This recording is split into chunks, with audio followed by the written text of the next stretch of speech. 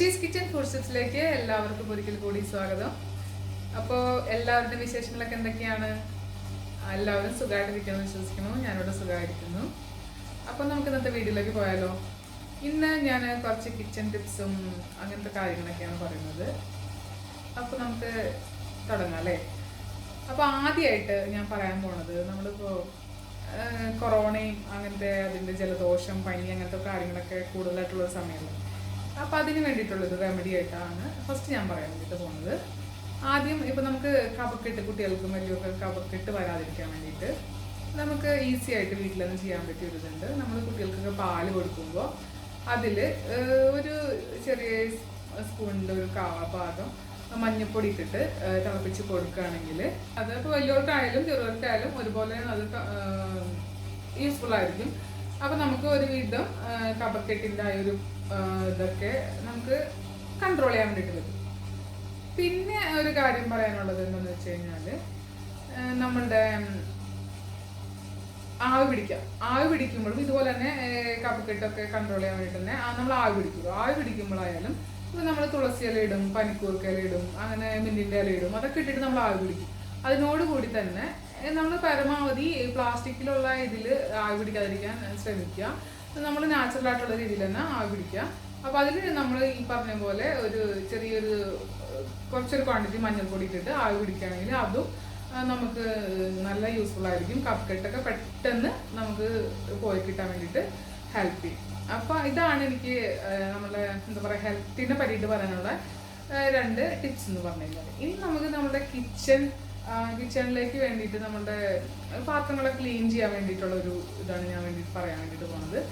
ഇപ്പോൾ നമ്മൾ plastic bottles, പിന്നെ അതുപോലെ നമ്മൾ കുട്ടികളൊക്കെ സ്കൂളിൽ കൊണ്ടുപോകുന്ന വെള്ളം കുടിക്കാൻ യൂസ് ചെയ്യുന്ന ബോട്ടിൽസ്, അതുപോലെ തന്നെ നമുക്ക് കൈയിട്ട് കഴുകാൻ വേണ്ടിയിട്ട് പറ്റാത്ത കുറച്ച് വിട്ട് കുറവായിട്ടുള്ള ഇതുണ്ടാവുമല്ലോ, അതൊക്കെ കഴുകാൻ വേണ്ടിയിട്ട് നമ്മൾ ന്യൂസ് പേപ്പർ ഉണ്ടല്ലോ, അതുപോലെ കാർബൺ പ്രിന്റ് ചെയ്തിട്ടുള്ള പേപ്പേഴ്സ് അത് ഇട്ടിട്ട് അതിൽ കുറച്ച് നമ്മൾ എന്തെങ്കിലും ഡിറ്റർജൻറ്റ് പൗഡറോ അല്ലെങ്കിൽ ഈ പറഞ്ഞ വിമ്മോ അങ്ങനത്തെ എന്തെങ്കിലും ഇതൊക്കെ ഇട്ടിട്ട് രണ്ടും കൂടി മിക്സ് ചെയ്ത് വെച്ച് അതിലിട്ട് കുറച്ച് നേരം വെക്കുകയാണെങ്കിൽ അതിനുള്ളിലുള്ള സ്മെല്ലും പിന്നെ അതിൻ്റെ എല്ലാ ഇതുമൊക്കെ പോയി കിട്ടും. നമുക്ക് നല്ല വൃത്തിയാക്കാൻ വേണ്ടിയിട്ട് കൈയൊന്നും ഇട്ട് അങ്ങനെ ബ്രഷൊന്നും യൂസ് ചെയ്യേണ്ട ആവശ്യമില്ല. കുറച്ച് നേരം ഇട്ട് നമ്മൾ ജസ്റ്റ് ഒന്ന് കുലുക്കി എടുത്തു കഴിഞ്ഞാൽ നമുക്ക് പെട്ടെന്ന് തന്നെ അത് നല്ല നീറ്റായിട്ട് നല്ല ഇതായിട്ട് ഒറിജിനൽ പോലെ തന്നെ നമുക്ക് കിട്ടും.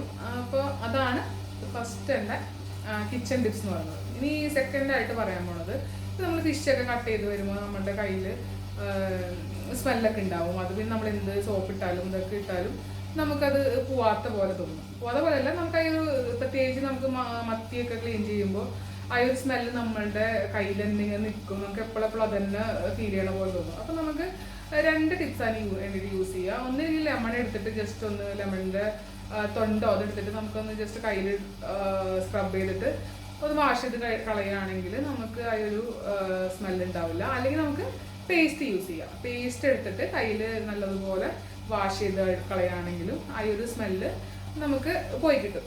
ഈവൻ സോപ്പ് ഉപയോഗിച്ചാൽ പോലും നമുക്കത് കറക്റ്റായിട്ട് പോയി കിട്ടുന്നില്ല. പക്ഷെ ഇത് രണ്ടും യൂസ് ചെയ്തിട്ടുണ്ടെങ്കിൽ ശരിക്കും നമുക്ക് അതിൻ്റെ ഒരു സ്മെല്ല് പോയി കിട്ടും. പിന്നെ അതുപോലെ നമുക്കിപ്പോൾ അതൊക്കെ ക്ലീൻ ചെയ്ത് കഴിയുമ്പോൾ കിച്ചണിലൊക്കെ മണം തോന്നുകയാണെന്നുണ്ടെങ്കിൽ നമുക്ക് എന്ത് ചെയ്താൽ മതി, കുറച്ചൊരു വെള്ളം നമ്മളിപ്പോൾ ചായയൊക്കെ വെക്കണം ഇതിൽ വെച്ചിട്ട് കുറച്ച് സൊർക്ക, അതായത് വിനാഗിരി എടുത്തിട്ട് അതിലൊഴിച്ച് നല്ലതുപോലെ ഒന്ന് തിളപ്പിക്കുകയാണെങ്കിൽ അവിടെ റൂമിലുള്ള ഒരു സ്മെല്ല് നമുക്ക് പോയി കിട്ടും.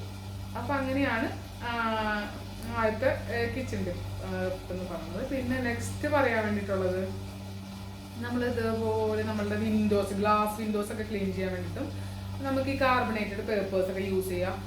അതുപോലെ കാർബണേറ്റഡ് പേപ്പേഴ്സ് വെച്ചിട്ട് യൂസ് ചെയ്യുകയാണെങ്കിൽ നമ്മൾ മിറർ ആയാലും നമ്മൾ ഈ ഗ്ലാസിൻ്റെ എല്ലാ സംഭവങ്ങളായാലും കാർബണേറ്റഡ് പേപ്പർ വെച്ചിട്ട് തുടച്ച് കഴിഞ്ഞ് കഴിഞ്ഞാൽ പെട്ടെന്ന് നമുക്കത് ക്ലീൻ ആയിട്ട് കിട്ടും. അപ്പോൾ അതാണ് അടുത്തൊരു ടിപ്പ് എന്ന് പറഞ്ഞു കഴിഞ്ഞാൽ. പിന്നെ അടുത്തൊരു ടിപ്പ് എന്ന് പറഞ്ഞു കഴിഞ്ഞാൽ, ഇപ്പം നമ്മൾ അസിഡിറ്റി ഒക്കെ വരും, അപ്പോൾ നമുക്ക് ഗ്യാസ് ട്രബിളിൻ്റെ പ്രോബ്ലംസ് ഒക്കെ വരും. അപ്പോൾ നമ്മൾ സാധാരണ രീതിയിൽ ഇഞ്ചിയുടെ നീര് പിഴിഞ്ഞ് കുടിക്കും. അതുപോലെ ചെറിയ ജീരകം ഇട്ടിട്ട് വെള്ളം ഉണ്ടാക്കി കുടിക്കും. അങ്ങനെയൊക്കെ നമ്മൾ ചെയ്യും. അതൊക്കെ സാധാരണ നമ്മൾ ചെയ്യണ ഇതാണല്ലേ. അപ്പോൾ നമുക്ക് ഒരുവിധം കുറവ് കിട്ടും. പിന്നെ അതുപോലെ തന്നെ വെളുത്തുള്ളി ചതച്ചിട്ടിട്ട് വെള്ളം കുടിക്കും, അതൊക്കെ എല്ലാവർക്കും അറിയാമായിരിക്കും. അതുപോലെ തന്നെ നമുക്ക് നല്ലതായിട്ട് ഗ്യാസ് ട്രബിൾ, അസിഡിറ്റി അങ്ങനത്തെ പ്രോബ്ലംസിന് ഒരു നല്ലൊരു ഹോം റെമഡിയാണ് നമ്മുടെ മിന്റ് ലീഫ്, അതായത് പുതിനയില ഇട്ടിട്ട് വെള്ളം തിളപ്പിച്ച് കുടിക്കുകയാണെങ്കിൽ നമുക്ക് ഇതിനേക്കാളൊക്കെ നല്ലതായിട്ട് പെട്ടെന്ന് തന്നെ ഈ അസിഡിറ്റി ഒക്കെ നമുക്ക് പെട്ടെന്ന് മാറി കിട്ടാൻ വേണ്ടിയിട്ട് നമുക്ക് പറ്റും. അപ്പോൾ എല്ലാവരും ഒന്ന് ട്രൈ ചെയ്ത് നോക്കാം. അതുപോലെ തന്നെ ഈ പുളിച്ചിട്ട് കിട്ടലുണ്ടല്ലോ, എന്താ പറയാ, ഇക്കിട്ടം വരാം അങ്ങനെ പറയില്ലേ, ഇക്കിള് വരാന്നൊക്കെ പറയില്ലേ, അതങ്ങനത്തെ ഇത് വരുമ്പോൾ സാധാരണ രീതിയിൽ നമുക്ക് ചിലവർ വെള്ളം കുടിക്കും, അപ്പോൾ ചിലപ്പോൾ പോയി വരും. പക്ഷെ ഞാനിവിടെ സ്ഥിരമായിട്ട് ചെയ്യണം എന്താണെന്ന് വെച്ച് കഴിഞ്ഞാൽ കുറച്ച് പഞ്ചസാര എടുത്തിട്ട് വാഴും.